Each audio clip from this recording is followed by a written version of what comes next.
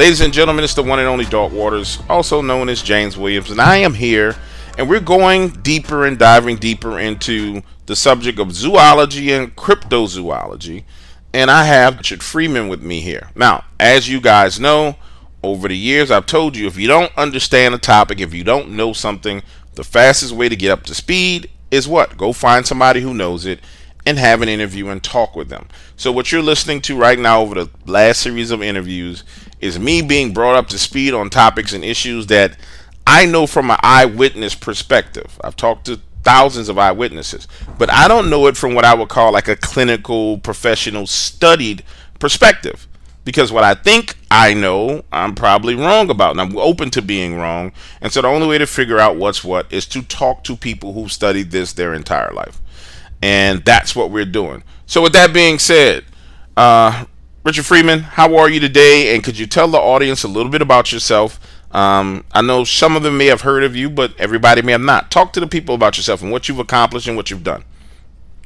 I'm fine, thank you. Yeah, my name is Richard Freeman. I'm not Dr. Richard Freeman. I'm a huge fan of classic Doctor Who, but I'm not a doctor, medical or otherwise. Although I have studied zoology all of my life. I was a former zookeeper back in the 1980s. I was head of reptiles at a zoo called Twycross Zoo in the West Midlands in England.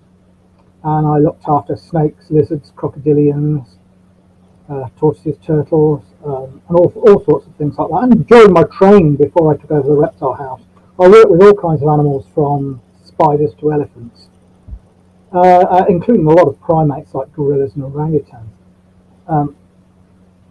When I finished at the zoo, I formally studied zoology at Leeds University and was appalled at the lack of knowledge by so-called academics who were using books that even back then, were 30 years out of date and making schoolboy-like errors.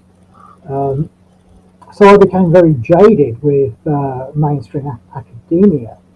One time I was out on Bodmin Moor in the southwest of England in Cornwall, searching for one of the British big cats, the feral big cats we have here, to the east of Bodmin. And I came across a little Victorian natural history museum called Potter's Museum of Curiosities, sadly now defunct.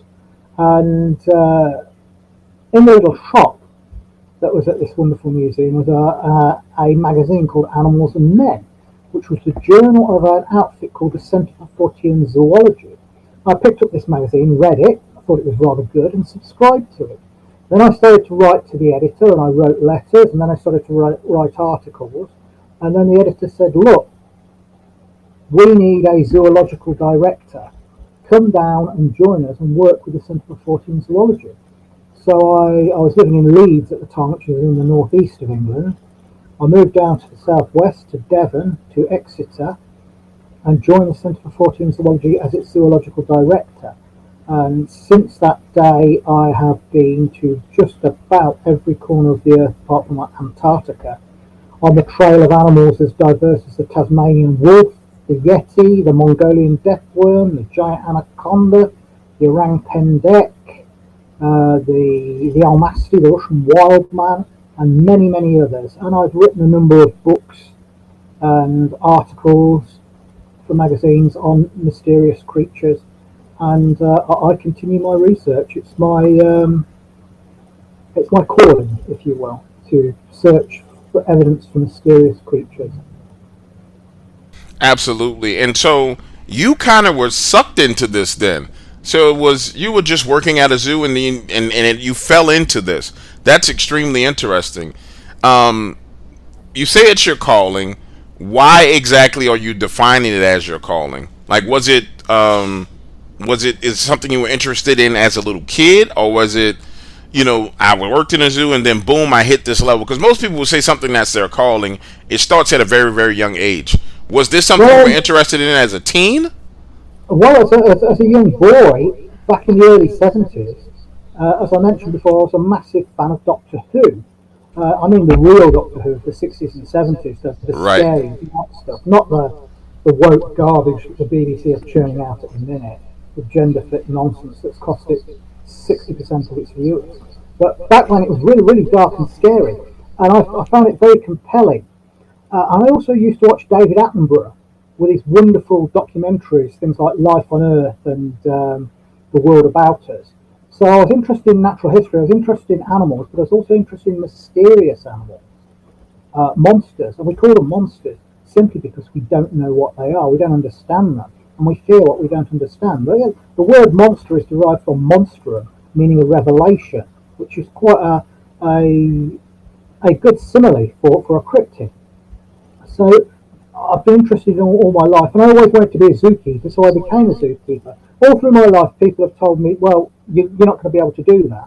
When I was a kid, I said, I wanted to be a zookeeper. Well, no, you can't do that. So I went out and became a zookeeper. I wanted to become a cryptozoologist. People said, oh, no, you can't do that. I became a cryptozoologist. People say you can't be an author. Not everybody can be an author. Not everybody can write a book. You can't do that. So I'm working on my 9th book at the minute. So every time people say that I can't do something, I go and do it. Now, you and I are a lot alike when it comes to that. The worst thing a person can do is tell me I can't do something. Is actually such a personality trait that I've had enemies try and use it against me to try and throw me off track. So I have to be mindful of when someone says, well, you can't do that. And I'd be like, don't just run off on a tangent and do it to prove a point. All right, so let's jump into some of the things that I'm pretty sure the audience is interested in. You've traveled the world. And you've clearly done research. Talk to me about your thoughts and opinions on Bigfoot. And when I say Bigfoot, I mean I'm trying to learn from someone's perspective that is a cryptozoologist. I mean, just the thought process of what this could be, where it could have originally come from. Like, for example, I just did an interview with a great guy, Carrie Honor, with Bigfoot Odyssey. He has phenomenal photos. They look like human beings.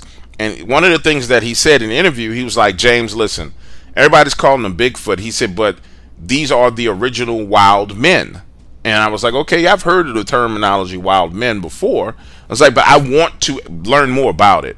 Talk to me about your experience in the field, any encounters you've had with anything like that, and just your thoughts on it. Just purely your thoughts, no nothing judgmental. Because the only way we learn is by absorbing information, like I said, from smarter people. So just talk to me about your thoughts on where you think they come from. We know they're there. Like, clearly something's there. Well, I've never hunted for Bigfoot. I've hunted for similar creatures in Asia.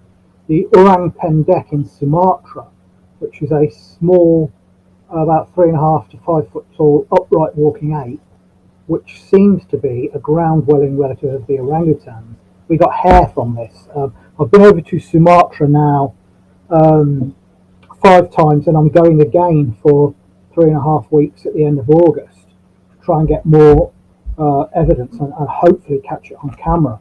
But we've heard it calling, we found its handprints and its footprints, and we got some hair from it, which was analysed by a guy called Lars Thomas from Copenhagen University, and he is an expert on mammal hair. And he looked at it and said that this is related to the Sumatran orangutan, but it's not a Sumatran orangutan, it's something different. Now, we know that there are 3 known species of orangutan. That's the Bornean orangutan on Borneo, the Sumatran orangutan on Sumatra, and as recently as 2017, a new species was identified, the Tapanuli orangutan, which comes from further south in Sumatra. So it looks like this is the 4th existing species of orangutan, but unlike the others, it doesn't live in the forest canopy. It runs around on its hind legs on the forest floor, and its fur is dark. It's usually dark grey or black rather than ginger like the orangutan. I've been on the trail of the Yeti in northern India, where they call it Mande Barung, or the forest man, and the Yeti has many different names throughout Asia depending on where you are.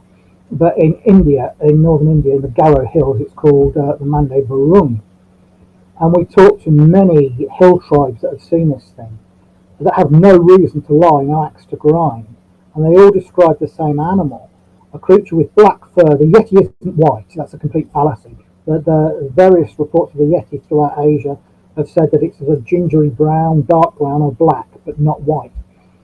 They say it's black furred, it's about 3 meters, 10 feet tall, immensely muscular, and looks very like a gorilla. When you show them pictures of different types of apes and reconstructions of prehistoric relatives of man, they always choose the gorilla as the one that it looks most like. But they say it's walking upright like a man. And they're terrified of it because it's immense strength. And a lot of the witnesses said that they saw it shaking bushes and roaring, a threat display similar to what a gorilla would make. Another guy said he saw it make a huge nest on the forest floor, a very similar behaviour to a gorilla. We're not saying it is a gorilla, but some of its behaviours are similar.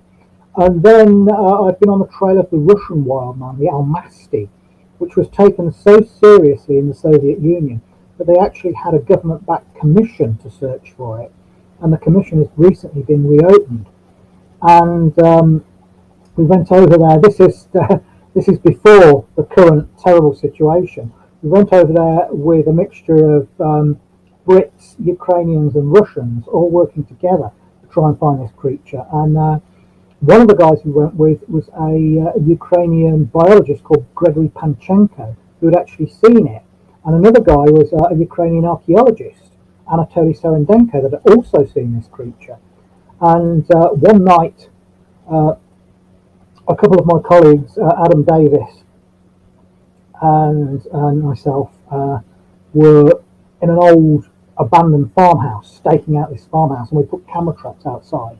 And around the old farmhouse was a veranda, and the door was just slightly open into the room where we were, and moonlight and starlight were streaming in, and we'd been staking the place out, and we'd gone inside to warm ourselves around an old stove, and Dave Archer, this other guy that was with us, had fallen asleep on an old mattress.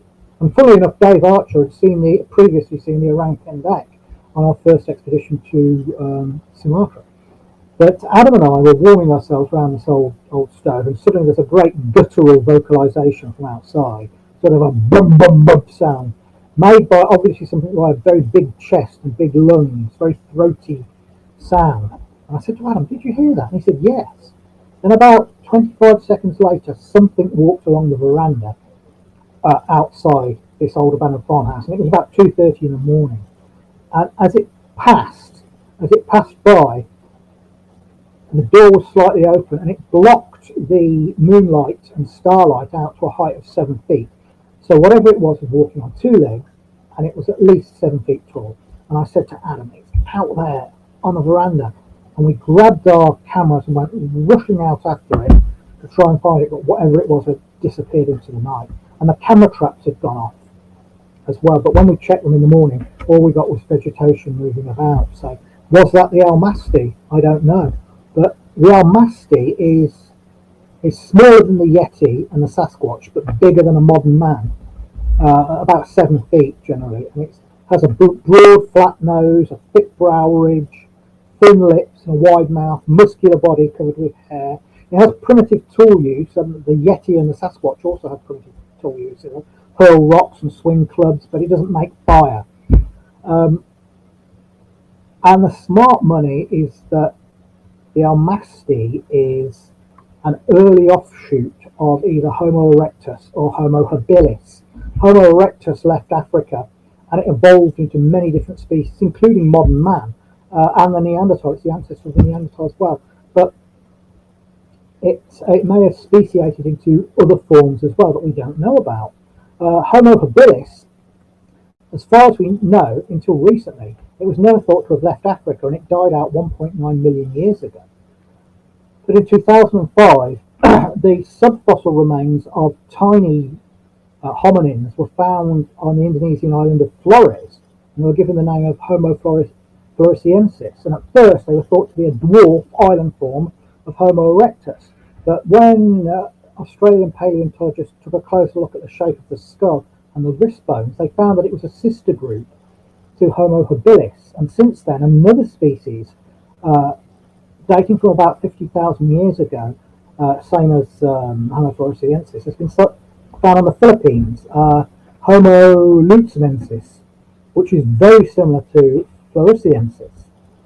So if these two relatives of Homo habilis, which we never thought left Africa, are found half a world away and are nearly 2 million years out of time, it makes you wonder what the hell else is out there.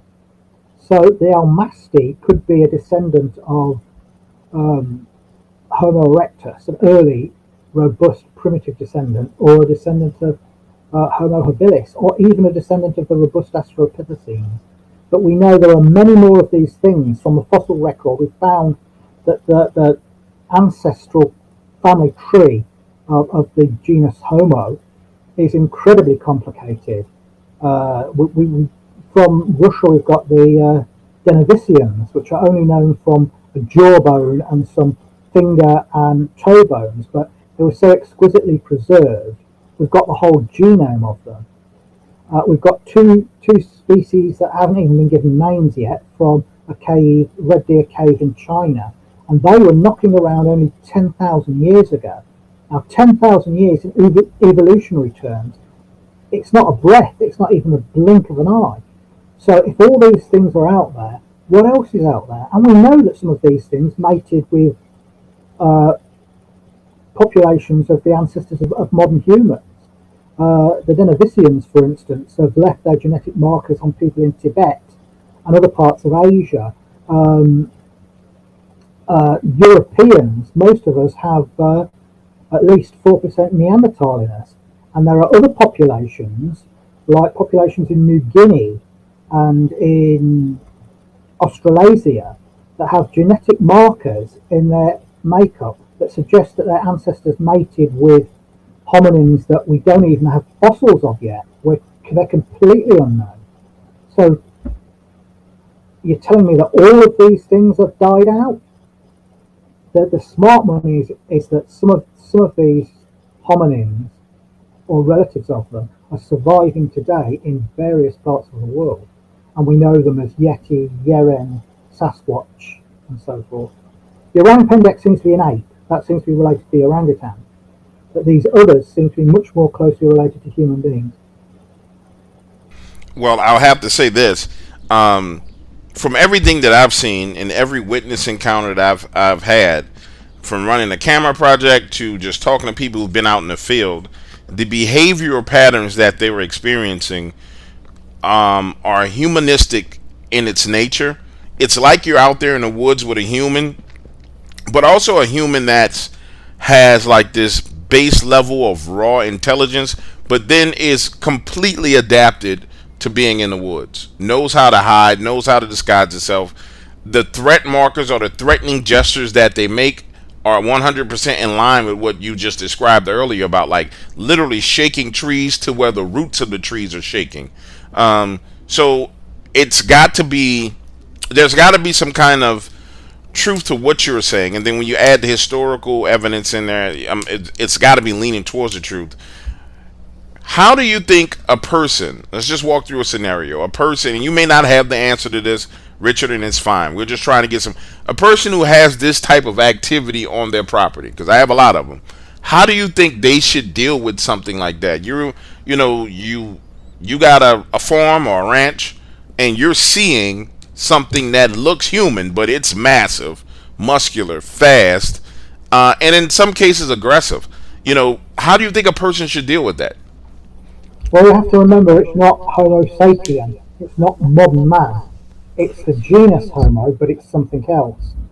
Now, these things seem to have survived by avoiding conflict with modern man. They've become nocturnal in a lot of places, and they live in out-of-the-way places, and have avoided being killed or captured by being cryptic, by keeping out of the way. So they might look aggressive, they might behave in an aggressive way like hurling rocks and shaking trees, but gorillas, for example, despite their fantastic strength, are not aggressive animals unless sorely pressed, unlike chimpanzees, which are much more aggressive.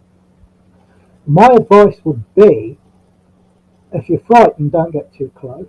Try leaving out food, try leaving out fruit, meat, other things, and try to get it on camera. Put up camera traps that disguise them. Put camera traps inside hollow tree stumps. Disguise camera traps as logs. or rocks, make them look like something that's part of the natural environment, and try habituation through leaving food in the same place. Because the main concern in the life of any wild creature is finding food. So if it's finding food in a regular place, it's going to come back. So keep baiting it out and try and get preferably moving from it. And then from the perspective of habituating them, like there's been people who I've talked to who have done that, and then the minute they stopped putting the food out there, they ran into huge problems. I mean, epically huge problems with these creatures. That's always been my concern when people ask me about, hey, should I put food out for them? I'm like, hey, these guys clearly know how to hunt on their own. Unless you're looking to investigate and capture evidence of one, it's probably not a good idea. Your thought process is you're speaking from purely from a perspective of trying to capture evidence, or are you just saying because it builds a relationship with them? Elaborate on I'm, that a little bit I'm, more. I'm talking from the perspective of a scientist. I'm talking about trying to capture evidence. Okay, If gotcha. you're frightened of them and you don't want them there, then don't leave food out and make a noise. They don't like noise. Shine bright lights, make loud noises. Scare No, them away. I got you. Okay, so I just wanted to make sure. I wanted to clarify that because I didn't want anybody to misinterpret what you were saying. That's perfect. So when we start talking about the Yeti, the Wild Man, what you're saying is that these are definitely some early pre-form of humans, are not exact humans, but some pre-evolutionary form of human. And so when people use, go ahead. My guess, well, there's more than one type around the world. That's obvious. There's more than one type. Even with the Yeti, there are three different types. There's a very big type that's similar to the Sasquatch and the Chinese Yeren. That is called the Duste, or Zuste. And then there is a more man-sized one called the Mete, and then there's a smaller one called the Temla. So they're three different things.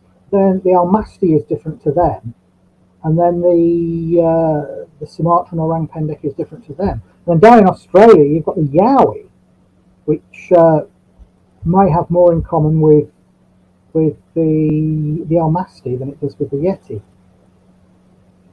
So But there's more than one kind.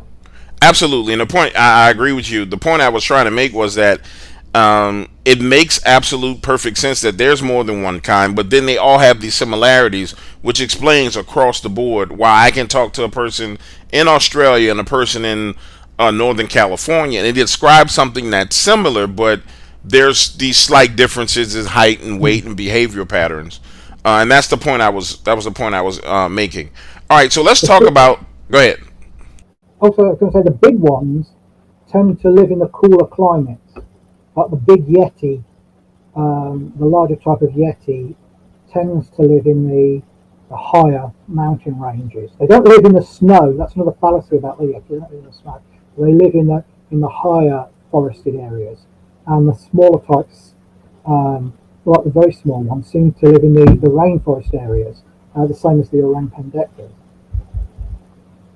And I think a part of what's going on with this is Hollywood's interpretation and what they put out. That nowadays the term misinformation is such a woke type term. I hate to use it, but it literally is Hollywood misinformation. Because when I think of Yeti, the first thing that pops up in my mind is a white creature that's huge and hairy, that's in a snowy climate, and that's based on a movie that I've seen, right? And I'm pretty sure that happens to everybody, and that's why we want to have these kind of conversations, because it's important what you call a thing, what you name a thing, and the location of it. And as we start to identify these creatures for what they are based on geographical locations, now we can really break down encounters, or I can break down encounters. Again, like I said, this is educational for me, therefore it's educational for my audience. So it's very important that we actually get down to the truth of what's what, where it's located. So you're hitting the nail right on the head, Richard, and you're doing exactly what I was trying to accomplish. Up above the snow line, there's nothing for it to eat. It's got to live in the forest because that's where the food is. And the fur is dark. It's dark brown, reddish brown, or black. The idea of a white Yeti comes from a mistranslation of the Sino-Tibetan name Mitokangme, which means abominable man of the rocks, and it was mistranslated in a early account as abominable man of the snows. So we get this false notion of a creature living in the snow with white fur, but it's not. It's not that at all. I got you. I got you. And I appreciate you explaining that. Let's spin off into what people are calling the dogman or upright walking canines. So I've talked to a bunch of witnesses, and there's the most aggressive form of this is what they describe, what anyone would describe as like any one of those names, a Yeti, a wild man, a Yahweh, but it has a snout. It's the exact same description, like the same humanoid body shape, manly body shape with knees and not hocks like dog legs, but it has a gigantic, huge snout. Have you seen anything in your research and studies on a type of for the overarching term that I'm going to use, Bigfoot or Sasquatch, with every other classification falling under that, just for terminology? Have you seen anything in your studies and your research of a Bigfoot or Sasquatch that includes every other name that we're saying, because I'm chunking it down to make it easy, with a snout that is verifiable, or anything in your studies about it? No, never. And I've never spoken to a witness that has described anything like that. I've never Okay. spoken to a dogman witness. I've never personally met anybody that's seen one. Um, some people equate them with werewolves from medieval legend, but if you actually look at the legend of werewolves, they're totally different. A werewolf in medieval Europe was a person that transformed entirely into a wolf that was indistinguishable from any other wolf except for perhaps by weird behaviour.